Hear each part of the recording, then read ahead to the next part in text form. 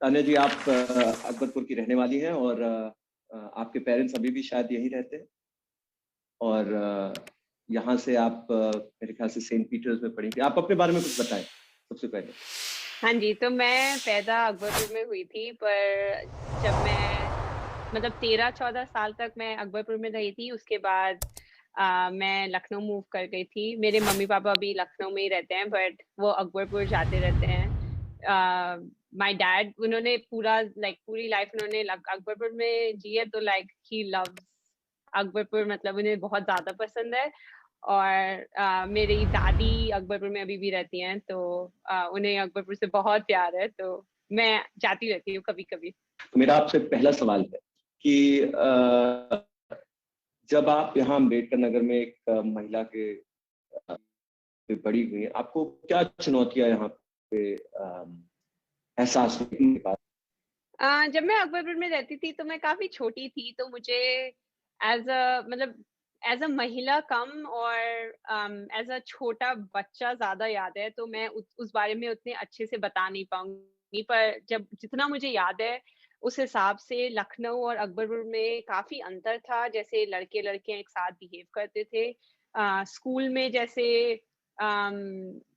हमें बोला जाता था कि लड़कों से दूर रहो, उनसे बात मत करो, जैसे कोई बुरी चीज है, बट लखनऊ में ऐसा नहीं था। और मेरी फैमिली, मतलब मेरे मॉम डैड और जितने भी लोग मेरे फैमिली में हैं, उनमें मैंने कभी नहीं देखा कि कोई अंतर कर रहे हैं कि मैं लड़की हूँ तो मुझे स्कूल नहीं जाना चाहिए, या ऐसा कुछ भी। मेरी फैमिली में कभी ऐसा कभी भी नहीं किया गया कि ये लड़की है तो ऐसा नहीं। बट मैंने देखा है कि बहुत सारी ऐसी फैमिलीज हैं अकबरपुर में जिसमें ऐसा होता है। अ, तान्या जी, मुझे एक और इसी पे एक सवाल थोड़ा सा आता है। जैसे लखनऊ में भी आपको एक अ, हिंदुस्तान में अगर हम देखें, भारत में अभी भी महिलाओं को अ, बराबरी का दर्जा नहीं दिया जाता है, जिसे हम अंग्रेजी में जेंडर इक्वालिटी बोलते हैं। हम्म। और जिसके लिए हमारे देश में एक बड़ा डिबेट भी इस समय चल रहा है, और बराबर महिला सशक्तिकरण को लेकर के, अ, बहुत सारे गवर्नमेंट प्रोग्राम्स भी हैं। बेटी बचाओ बेटी पढ़ाओ जैसे नारे भी आते हैं। इसके साथ साथ एक बहुत बड़ा बिहेवियर का बदलाव होने की जरूरत है। आपने उन चुनौतियों को कैसे ओवरकम किया, कैसे उन चुनौतियों के ऊपर काबू पाया, और कैसे जो ऑड्स हैं उनको बीट किया आपने? सबसे बड़ी चुनौती जो मुझे लगती है एक महिला होके, जो मुझे हिंदुस्तान में फील होती है कि उतना सेफ नहीं है, तो आपको हमेशा बहुत ध्यान देना पड़ता है कि आप किससे बात कर रहे हो, आप क्यों बात कर रहे हो। आपको कोई अगर मदद करना चाहता है तो वो क्यों मदद करना चाहता है, तो आपको हमेशा थोड़ा देखना पड़ता है। आप ऐसे किसी पे भरोसा नहीं कर सकते। तो एक ये चुनौती है जो मुझे लगता है जो महिलाओं के लिए स्पेसिफिक है, जो आपको फील नहीं होती। और मैंने इससे ओवरकम कैसे किया, आई थिंक हमेशा सतर्क रहना चाहिए, लोगों में बिलीव करना चाहिए कि हाँ, अच्छे लोग हैं दुनिया में। मतलब मैं जहाँ हूँ मैं उस लिए हूँ क्योंकि बहुत सारे अच्छे लोगों ने मेरी मदद की है, लड़के एंड लड़कियां, मैं ये नहीं कह रही कि सब लड़के खराब हैं, बहुत सारे लड़कों ने मेरी मदद की है। तो इसलिए हमेशा सतर्क रहना चाहिए।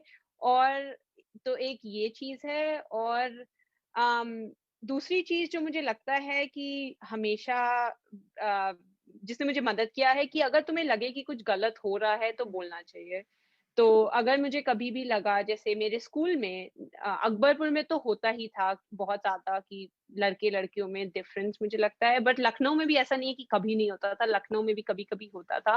पर मैं कभी ज्यादा डरती नहीं थी, मतलब मुझे लगता था कि मैं सही हूँ। अगर मैं बोल रही हूँ कि आप गलत कर रहे हो और मैं सही हूँ, तो मैं कभी डरूंगी नहीं कुछ बोलने में। मैं हमेशा अपनी आवाज उठाती थी। और हमेशा अगर आप सही बात पे आवाज उठाओगे तो आपको कोई ना कोई मिल जाएगा जो आपके साथ खड़ा होगा, जो आपको सपोर्ट करेगा। तो आप अगर सही करना चाहते हो और आप इन जनरल लड़कियों की हेल्प करना चाहते हो, या आप इन जनरल सही चीज करना चाहते हो, तो आप डरो मत। तो आप सतर्क रहो और आप डरो मत, is the two things I would say. ज़ाहिर है कि आपकी मदर का, आपकी माताजी का आपके ऊपर काफ़ी प्रभाव रहा होगा। हम ये ज़रूर जानना चाहेंगे कि आपकी और आपकी माँ की परवरिश में क्या अंतर रहा है और इस अंतर का आप पर क्या प्रभाव पड़ा? हाँ जी, पालन-पोषण से मुझे लगता है बहुत फ़र्क पड़ता है। आज मैं जहाँ भी हूँ, मुझे लगता है मेरे माँ और मेरे पापा ने मतलब सब कुछ उन्हीं की वजह से, अगर उन्होंने नहीं किया होता तो नहीं हो पाता। मेरी मॉम एक्चुअली दिल्ली की हैं, तो उनको पता है कि बड़े शहर में कैसे रहते हैं, बड़े शहर में पढ़ाई-लिखाई कैसे होती है, मतलब उन्हें सब पता है कि प बड़े शहर में कैसे चीज़ें होती हैं। और जब वो अकबरपुर आईं, तो उनके लिए काफ़ी बड़ा चेंज था, पर उन्होंने अच्छे से एडजस्ट किया, उन्होंने कभी कंप्लेन नहीं किया, उन्होंने उसको अच्छे से समझा कि यहाँ पे ये ऐसा होता है। तो उन्होंने वहाँ की अच्छाइयों को एक्सेप्ट किया और अपनी जो भी दिल्ली में जो भी उन्होंने बड़े होने में जो भी सीखा, उन्होंने वो भी अपने साथ रखा। और जब मैं बड़ी हो रही थी, जब मैं छोटी थी, तो उन्होंने मुझे सब कुछ अच्छे से बताया कि ये यहाँ ऐसे होता है, वहाँ पे ऐसा होता है। और कभी भी अगर मैं परेशान होती थी, मुझे समझ नहीं आता था कि कोई क्यों, कैसा क्यों कर रहा है, तो वो मुझे अच्छे से समझा पाती थी, क्योंकि उनके पास वो सोचने की क्षमता थी कि वो सोच सकती थी कि लोग अलग-अलग सेटिंग में कैसे बिहेव करते हैं, कि अकबरपुर में जैसे लोग हैं, वहाँ वो कैसे भी ऐसा क्यों बिहेव करते हैं, और अगर दिल्ली में ऐसा लोग क्यों करते हैं, वो क्यों करते हैं। तो उन्होंने मुझे दोनों चीज़ें समझाई, और मेरे घर में मुझे कभी भी किसी चीज़ के लिए रोका नहीं गया। मेरे घरवालों ने मुझे ट्रस्ट किया कि मैं सही डिसीज़न्स लूँगी अपने लिए और उनके लिए। और आई थिंक इसीलिए मैंने कभी कुछ गड़बड़ की ही नहीं, क्योंकि मुझे कभी गड़बड़ करने की ज़रूरत ही नहीं फ़ील हुई, क्योंकि अगर मुझे कहीं बाहर जाना है, तो वो मुझे छोड़ देंगे, अगर मुझे मूवी देखने जाना है, तो वो मुझे छोड़ देंगे, अगर मुझे दोस्तों के साथ घूमने जाना है, तो वो मुझे वहाँ छोड़ देंगे और मुझे वहाँ से पिक कर लेंगे। तो कभी कोई ऐसी सिचुएशन ही नहीं आई कि मुझे कुछ अजीब करना पड़े या कुछ अजीब हो, क्योंकि मुझे हमेशा पता था कि मेरे माँ-बाप मुझे ट्रस्ट करते हैं और मैं उन्हें ट्रस्ट करती हूँ, तो उस वजह से बहुत सारी चीज़ें वर्कआउट हो गई, कि जब अगर मैंने उन्हें बोला कि मुझे ये पढ़ाई करनी है, तो उन्हें लगा कि मैं जानती हूँ मैं क्या करना चाहती हूँ और मैं जानती हूँ मैं ये क्यों करना चाहती हूँ। तो उन्होंने मुझे वो सब करने दिया, इसीलिए मैंने पढ़ाई में भी बहुत अच्छा किया, क्योंकि मुझे लगता था कि अगर मुझे वो इतना मज़ा करने दे रहे हैं, तो मुझे और मेहनत करनी चाहिए, मुझे और ज़्यादा अच्छा करना चाहिए। तो मुझे लगता है कि आप कैसे बड़े हो रहे हो और आपके माँ-बाप आपको कितना सपोर्ट करते हैं, उससे बहुत फ़र्क पड़ता है। क्योंकि अगर मुझे लगेगा एज़ अ किड कि मैं कुछ भी कर सकती हूँ और बस मुझे अच्छे से पढ़ना है और मुझे सब कुछ अच्छे से करना है, तो मुझे सब कुछ करने दिया जाएगा, तो मैं और मेहनत करूँगी, मैं और अच्छी मतलब हमेशा अच्छी चीज़ें करने का ट्राई करूँगी। तो कहीं न कहीं ये ज़रूर है कि आपकी मदर का बहुत बड़ा इन्फ्लुएंस रहा होगा। लेकिन उसी के साथ-साथ आपने अपनी पढ़ाई के बारे में बताया और मुझे लगा कि मैंने शुरुआत में उस पे ज़्यादा चर्चा नहीं की और ये ज़रूरी है कि लोग हमारे क्षेत्र से ख़ास तौर से आपके अचीवमेंट्स के बारे में जानें। तो मैं चाहूँगा थोड़ा-सा आप उसके ऊपर जो है थोड़ा-सा प्रकाश डालें। आप कितने साल तक अकबरपुर में थीं? उसके बाद आप लखनऊ कहाँ पढ़ने गए और आपने क्या-क्या अचीव किया और अब किस पोस्ट पे हैं और उस पे थोड़ा-सा प्रकाश डालेंगे, फिर मैं अपना अगला सवाल आपसे। हाँ जी, थैंक यू। मैं अकबरपुर में थी जब तक मैं 13-14 साल की थी, फिर मैं पढ़ाई में बहुत अच्छी थी, तो मेरे मम्मी-पापा को लगा कि मुझे बेटर जगह जाना चाहिए, तो उन्होंने मुझे सीएमएस में डाला लखनऊ में। मैंने 12th तक लखनऊ में पढ़ाई की। थोड़ा-सा स्टार्टिंग में थोड़ा प्रॉब्लम हुई, क्योंकि अकबरपुर से लखनऊ काफ़ी अंतर था, पर फिर थोड़ी बहुत मदद में मैं तुरंत बहुत अच्छा करने लगी और मैंने स्कूल में बहुत अच्छा किया। फिर मेरा दिल्ली यूनिवर्सिटी में एडमिशन हो गया। मेरे 12th में 95% आए और फिर मैंने दिल्ली यूनिवर्सिटी में पढ़ाई की। मैंने 1 साल गुड़गाँव में जॉब की। फिर मैं यूएस शिफ्ट हो गई। मैंने शिकागो में अपना मास्टर्स किया और फिर मास्टर्स करने के बाद अभी मैं सैन फ्रांसिस्को में जॉब कर रही हूँ। मुझे ऑलमोस्ट 1 साल हो गया है अब जॉब करते हुए यहाँ पे। तो हाँ जी, इ अकबरपुर से स्टार्ट किया था, पर हाँ, काफ़ी काफ़ी कुछ देख लिया और काफ़ी मज़ेदार है अभी तक। जब मैं विधायक था, तो गवर्नर के अभिभाषण में उन्होंने सरकार की पीठ थपथपाई थी, ये कहते हुए कि लड़कियों की सरकारी स्कूलों में दाखिला लड़कों के अपेक्षा में ज़्यादा हो रहा है और इस पर उन्होंने सरकार को काफ़ी वाहवाही लूटने का मौका दिया।